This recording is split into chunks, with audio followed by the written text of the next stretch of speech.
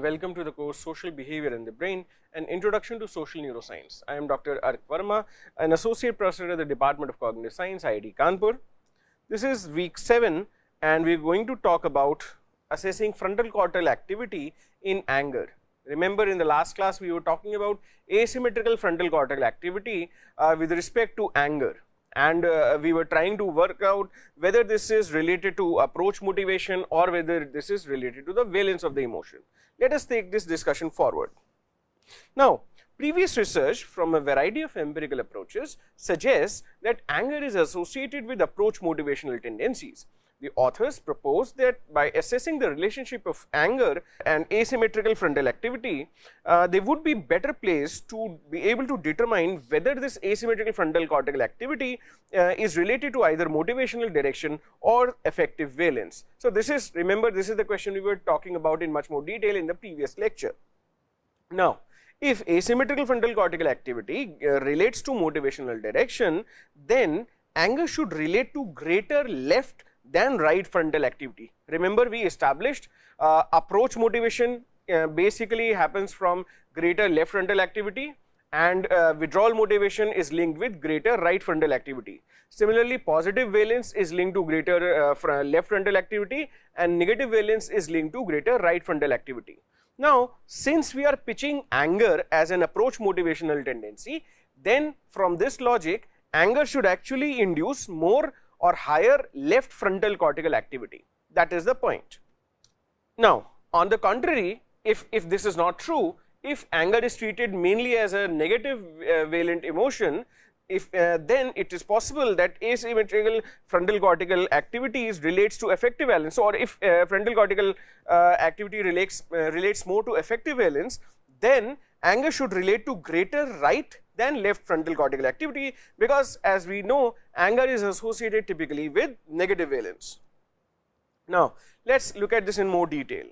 Now, in one of the studies designed to test these competing predictions, Harmon, Jones and Allen 1998, they tried to assess trait anger using the Buss-Perry 1992 questionnaire, and they assessed asymmetrical frontal cortical activity by examining the baseline resting regional EEG activity in the band of alpha power for a 4-minute period.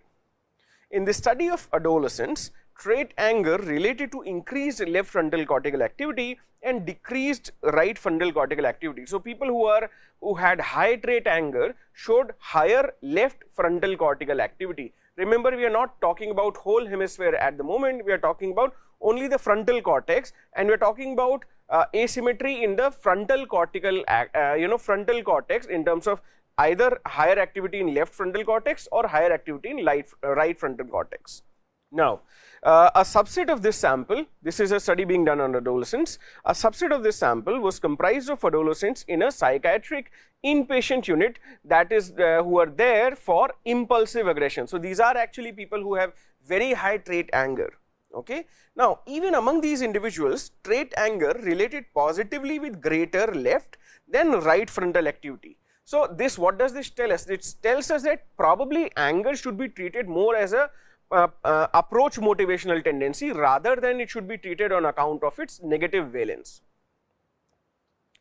Also, asymmetrical activity in other regions were not found to be correlated very well with anger. The specificity of anger to these frontal asymmetries that we are observing and not any other regional asymmetries has also been reported in several studies. So, we are basically seeing how or what kind of asymmetrical activity in the brain is found contingent to anger. Now, because of these findings, the authors decided to focus the review on asymmetrical frontal activity, but not the asymmetry in the entire brain.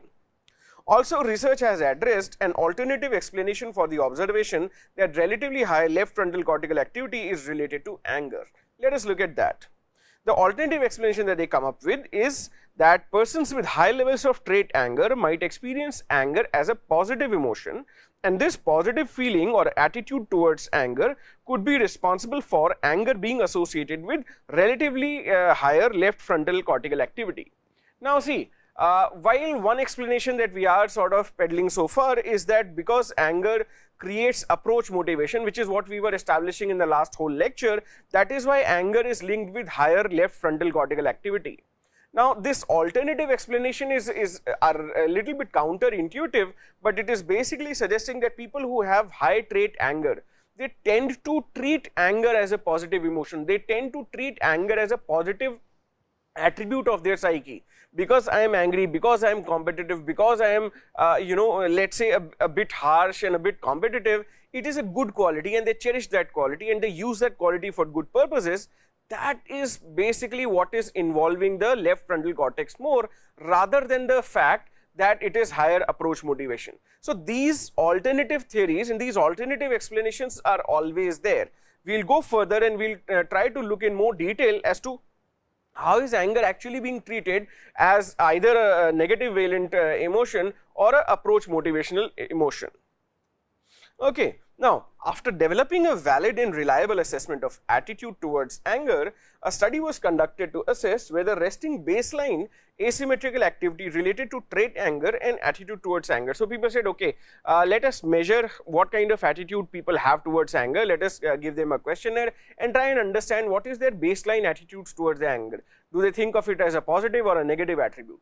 Once that was established, then baseline asymmetrical activity was measured, basically to determine whether these people typically show higher asymmetry in the cortical activity with respect to anger. What did they find? Results indicated that anger actually related to relative higher left frontal activity and not really it was linked to attitude towards anger. So, the attitude may be good or bad or positive or negative, but left anger typically was linked by higher left frontal cortical activity. So, it seems that this region of the frontal cortex is intricately linked with the expression and experience of anger. Also, further analysis revealed that the relationship between trait anger and left frontal activity did not really result from anger being associated with a positive attitude towards anger. So, this explanation that we were just giving in the last slide, that it is possible that people who have high trait anger treat anger as a positive emotion and that is why a higher activity in left frontal cortex is found, that explanation does not stand anymore, because irrespective of their attitude towards anger, anger engages the left frontal cortex in these individuals. Now, this was about trait anger, which is trait anger which was a more stable aspect of their personality. Let us now talk about state anger, people who get anger in particular temporal states in transition, just like a mood. I am angry now, I am typically a calm and a silent person, but something that you have done now has made me extremely angry, that kind of anger. Now, to get around the limitations inherent in correlational studies, experiments have been conducted in which anger is manipulated and its effects on regional brain activity are examined. So, you can also induce anger in experimental situations. When you are inducing anger in experimental situations, you can basically measure contingent activity of the brain and try and link anger to the areas of the brain that are getting activated or involved when people are being made angry. All right. So, in Harman Jones and Siegelman 2001 study, participants were randomly assigned to a condition in which another person insulted them or to a condition in which another person treated them in a neutral manner. So, you can see the experimental condition is when other people are insulting these participants and this is supposed to make them angry, and when they will become angry, their brain activity will be measured contingently. Now, immediately following the treatment, EEG was collected and as predicted, individuals who were insulted evidenced greater relative left frontal activity than individuals who were not insulted. So, here we can see there is a very clear relationship between higher left frontal cortical activity and people experiencing anger. Also, additional analysis revealed that within the insult condition, reported anger and aggression were positively correlated with relative left frontal cortical activity. So, here we are also seeing that both anger and aggression, remember we were in the last lecture defining aggression as a positive approach tendency. When you are angry and you are deciding to attack, you are deciding to engage in offensive aggression, that is basically what should be including or involving higher left frontal cortical activity. So, this is what can be found in this study as well. Interestingly, neither of these correlations were found significant in the no insult condition. So, when the participants were not insulted, none of these correlations were actually found significant to any level. Together, these results suggest that relatively high left frontal cortical activation was associated with more anger and aggression in the condition in which anger was invoked by the insults that were met to these participants. Also, more recent experimental evidence has replicated these results and also reveals that state anger, anger transitorily evokes both increased left and decreased right frontal activity. Remember, in one of the points mentioned in the last lecture, we were saying that probably the right frontal cortex exercises some kind of control over the left frontal cortex in the expression of anger. So, when people were showing this high state anger, increased left frontal cortical activity was experienced, that is perfectly fine, but also at the same time decreased right frontal cortical activity is also observed, which means that the inhibition sort of goes away a little bit. Okay. So, in addition, when participants were first induced to feel sympathy for a person who insulted them, this reduced effects of the basically reduced the effects of the insult, and the activity of the left frontal cortex came down and the activity of the right frontal cortex gradually went up. So, again you can see how these two parts are complementarily working with each other with respect to feeling insult or forgiving people by feeling sympathy for them. Together, these findings suggest that the reason of experiencing sympathy for another individual actually reduces aggression towards that individual, and it could be because sympathy reduces the left frontal activity associated with approach oriented anger. It is very interesting. Say for example, if somebody has really done something bad to you, but that person is a very near and dear one, somebody is your very close friend or a family member or your mother, father, sister, brother, anybody, you are angry towards them and you are basically in the mood to fight with them or something. But if you understand their condition, if you are sympathetic towards them, then what it will do is it will reduce your aggression that you will be going to act out. It will, and the neural basis for the fact is that it will reduce the left frontal cortical activity and make you more understanding of the situation, thus tempering down your anger a little bit. Again, while we are doing this neuroscience, this is again something that you may remember, that when you are angry towards somebody or extremely angry towards somebody, you want to take an offense, you want to basically go out and attack and thrash them out, for example, it might be an interesting idea to look at the other side of the story, understand them, sympathize with them, because it will obviously lower down your aggression, and again aggression, higher aggression is not beneficial to you or the other person anyways. Now, let us look at a slightly different angle of these studies. So, let us look at independent manipulation of approach motivation within anger. Okay. So far, the experiments that we have reviewed were tailored, or they were designed in such a way as to evoke anger that was approach oriented. We are talking about offensive anger. I'll make you angry, you can shout at me, you can hit me with something and so on. But let us look at other instances of anger. For example, although most instances of anger actually involve approach inclinations, it is possible that not all forms of anger are associated with approach motivation. You might have heard of passive aggression, you might have heard of people who are angry and get withdrawn into themselves, they don't talk, they don't eat, they are not expressing their anger explicitly. So, that kind of anger is basically, you can call it a little bit of a defensive aggression, but it is an aggression that is inclined inwards rather than outwards. So, to manipulate this approach, the approach motivation independent of the situation of anger, Harmon Jones and colleagues performed an experiment in which the ability to cope with the anger producing event was manipulated. Okay. So, they wanted to manipulate the ability to cope with the anger producing event. Something is making you angry and you have to decide how will you react to it. Based on past research that has revealed that coping potential affects motivational intensity, it was predicted that the expectation of being able to take an action to resolve the anger producing event would increase approach motivational intensity relative to expecting to be unable to take action. What does this mean? It basically means something is making you angry and you can do something about it.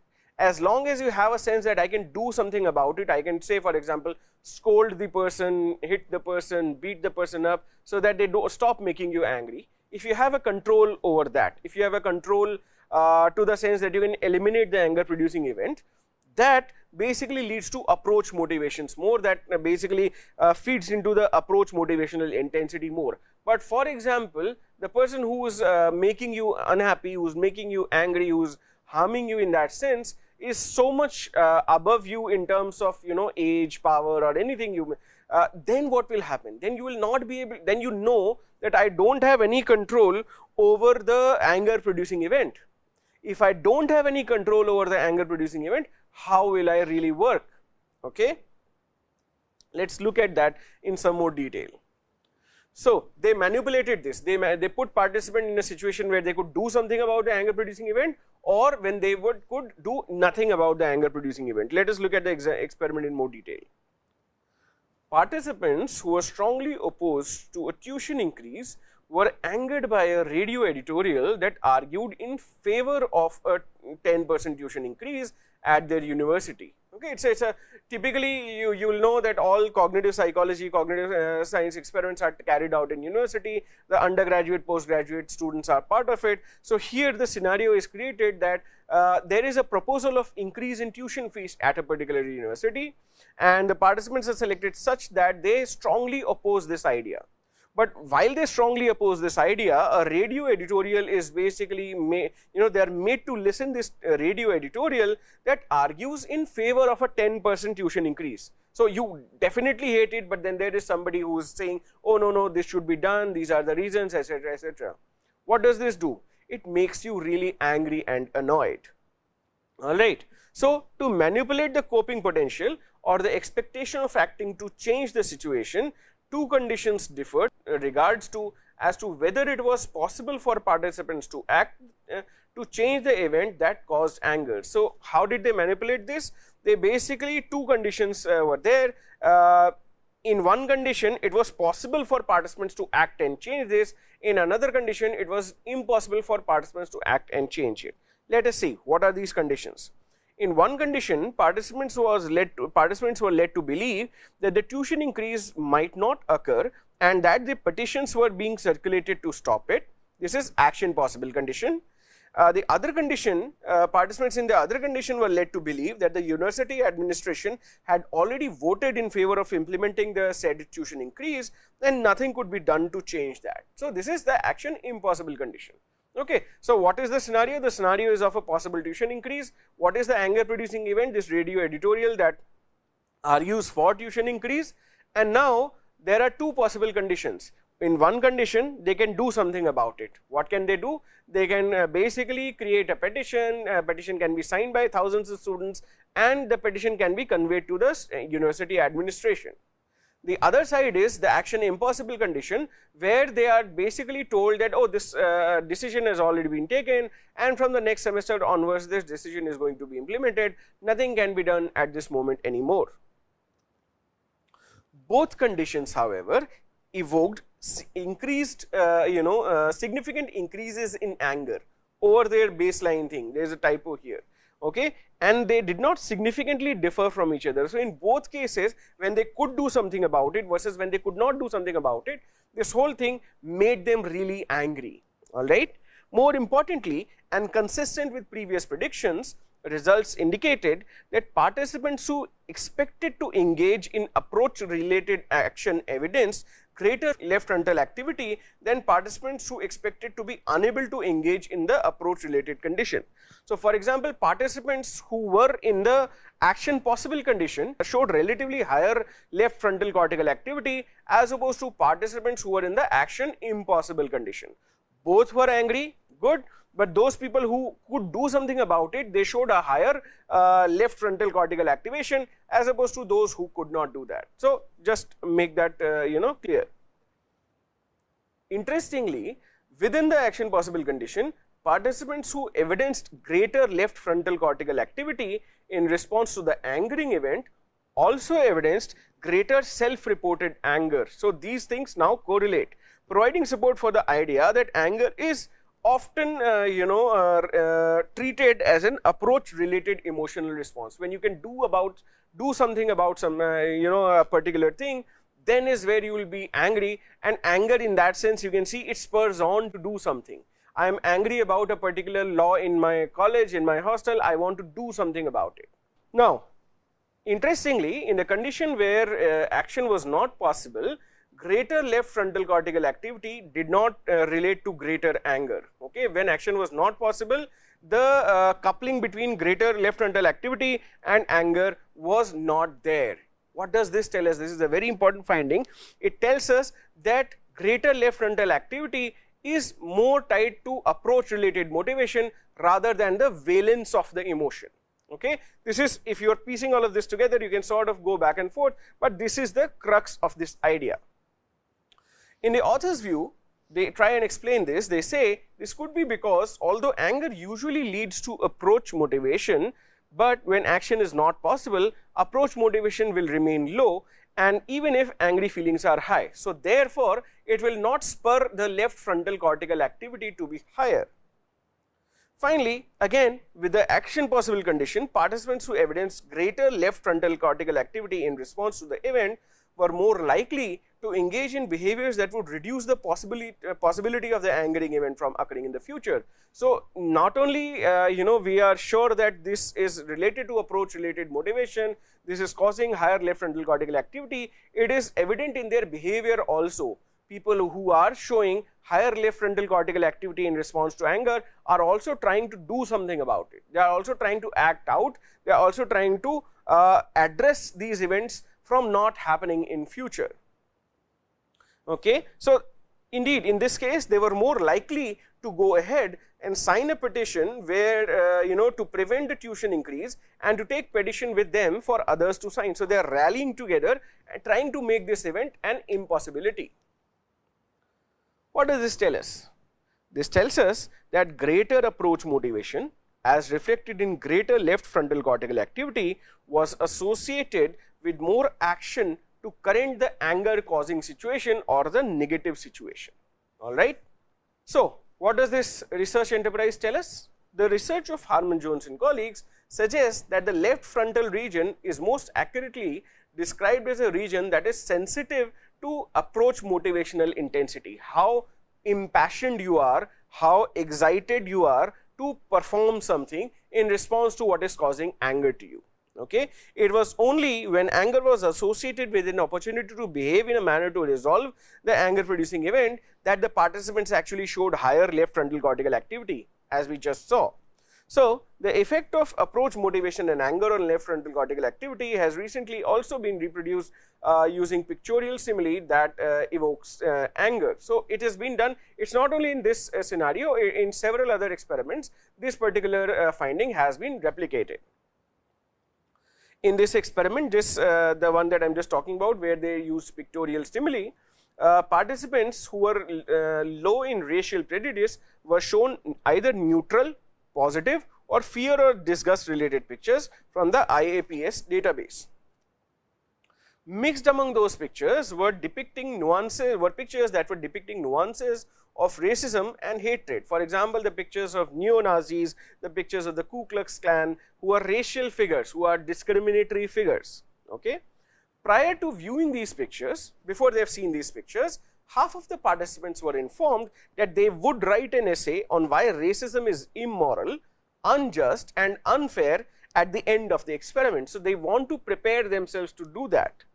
This manipulation, basically what it does is, it serves to increase their anger related approach motivation. If they are angry at seeing these racial pictures, then they would actually have something to act out to. They would write their essays more vehemently saying, oh, we saw pictures of neo-Nazis, we saw pictures of the Ku Klux Klan, and we want to write and vent our anger and say, oh, why this is immoral, why this is unjust, why it should not be there in the society. What really happened here? Results reveal that participants showed greater left frontal cortical activity to anger pictures than other picture types only when they expected to engage in approach related behavior. So, when they had an avenue to act out, then they showed higher left frontal cortical activity, and in other cases they did not. So, it seems very clear now that higher left frontal cortical activity is not only related to anger, but it is actually related to higher approach related motivational aspects of anger rather than the negative valent aspects of anger. Similarly, there is another study that we can look at. It revealed that individuals who scored lower in racial prejudice evidenced even greater relative left frontal activation. See, these things were ideologically opposite to what they believed in. Since they were ideologically opposite to what they believed in, they were more angry. Since they were more angry, they really wanted to act out and vehemently write a strong essay disapproving of racialism, disapproving of discrimination and so on. Okay. So, these participants who scored lower in racial prejudice, they evidenced even greater left frontal cortical activation in response to the anger evoking racist pictures in this approach motivation condition. So, you can now see that the relation is rather clear.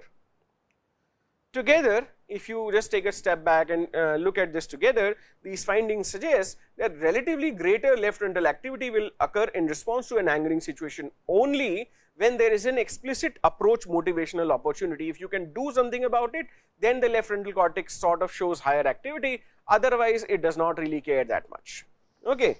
However, it is also possible that an explicit action may not be necessary for increased left frontal cortical activity for anger to occur, but that it only intensifies left frontal cortical activity. So, there is a bit of a typo here, I believe, but the idea is an explicit opportunity may not be necessary.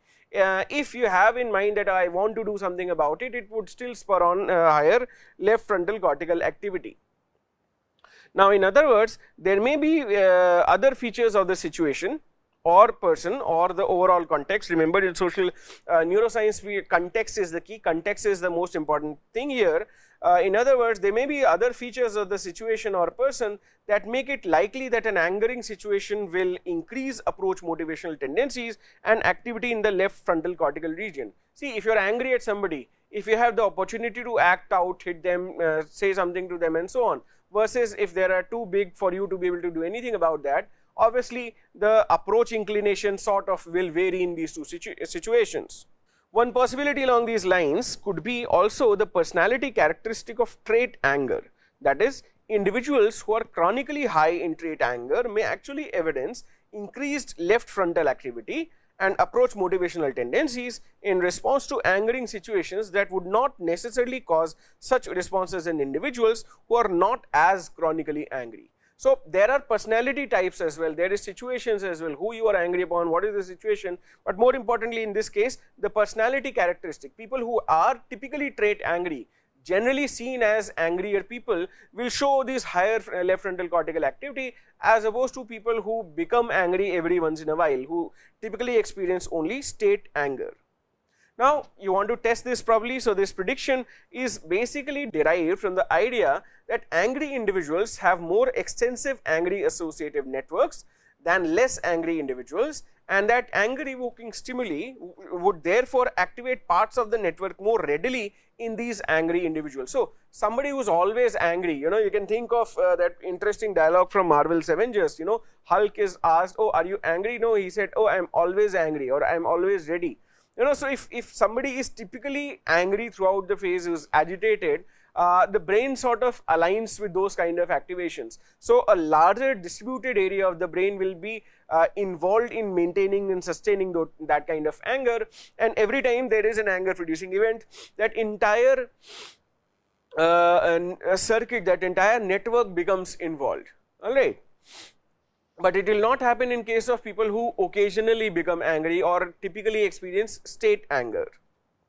So in other words, among individuals that are higher in trait anger, even milder anger cues might activate parts of this anger network through established associations and leads to expressive motor responses. If you are typically an aggressive person, it will lead to these kind of responses, physiological reactions, feelings, thoughts and memories. So, for people who are inherently trait angry, have this anger throughout their as a part of their personality, as an indispensable part of their personality, will be invoking, will be recruiting the larger parts of the brain, and anger will manifest in different ways, through emotional reactions, through motor responses, hitting somebody, throwing things here and there, physiological reactions, the parasympathetic system sort of gets activated, feelings of negativity, thoughts and memories, everything starts coming. So, if you are angry, it sort of makes you more angry by the day if you are not resolving that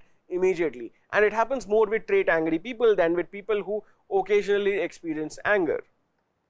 Now, as we have seen along the lines that we have seen in this study so far, along the lines suggested by what we call the cognitive neo-associative model of aggression, you should read this by Berkowitz.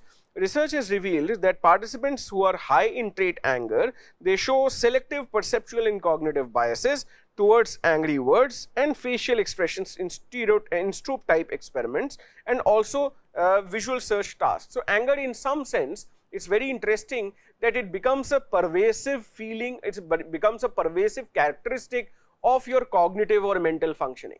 All right, it may be a good thing or a bad thing. Everything is good, within a particular region.